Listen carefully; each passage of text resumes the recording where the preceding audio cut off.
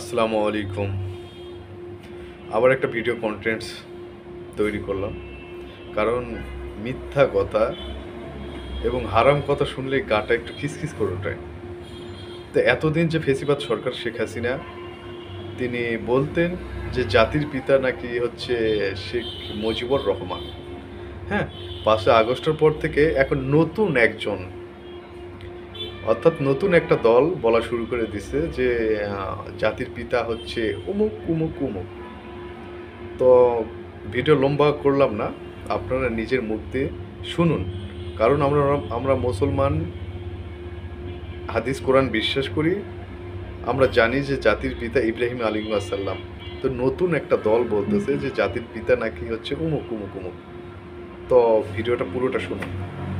আমাদের নেতা শহীদ রাষ্ট্রপতি জিয়াউর রহমান বাংলাদেশী জাতীয়তাবাদের জাতির পিতা।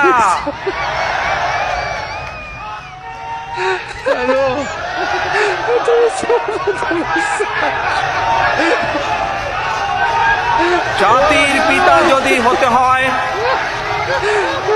জাতির পিতা, এক মিনিট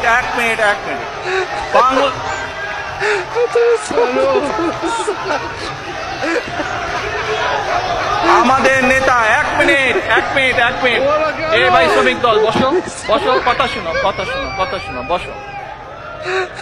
আমাদের নেতা শহীদ রাষ্ট্রপতি জিয়াউর রহমান